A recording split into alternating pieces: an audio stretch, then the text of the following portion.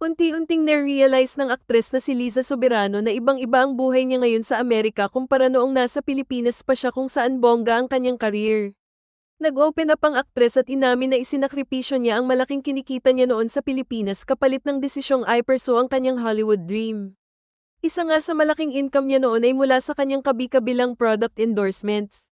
Nasasaktan daw siya kapag sinasabi ng mga tao na laos na siya at gumagawa na lang ng small gigs sa United States. Hindi raw naiintindihan ng iba na ginagawa niya ito para mabuhay. Gumagastos pa raw siya para sa acting classes, vocal lessons, at self-tapes na ipinapadala niya para sa mga auditions. Sa isang linggo raw ay nagpapadala siya ng 3 o 4 na self-tapes sa iba't ibang auditions, ngunit madalas ay hindi natatanggap at patuloy na nare-reject. Samantalang sa Pilipinas ay hindi raw niya naranasan ng mag-audition. Magkagayunpaman, ayos lang daw ito sa kanya dahil marami rin siyang natutunan. I'm learning and growing so much, say niya. Pahabol niya, it's okay, cause I'm doing the thing that I said I wanted to do. Unti-unting na-realize ng aktres na si Liza Soberano na ibang-iba ang buhay niya ngayon sa Amerika kumpara noong nasa Pilipinas pa siya kung saan bongga ang kanyang career. Nag-open up ang aktres at inamin na isinakripisyo niya ang malaking kinikita niya noon sa Pilipinas kapalit ng desisyong i-pursue ang kanyang Hollywood dream.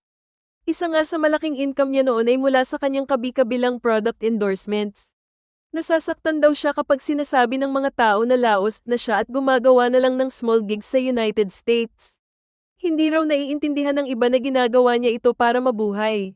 Gumagastos pa raw siya para sa acting classes, vocal lessons, at self-tapes na ipinapadala niya para sa mga auditions.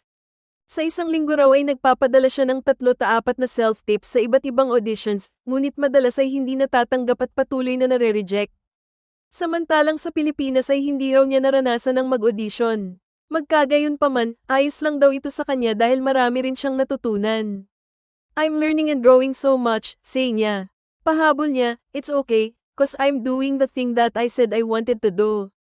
Ano ang say niyo sa balitang ito?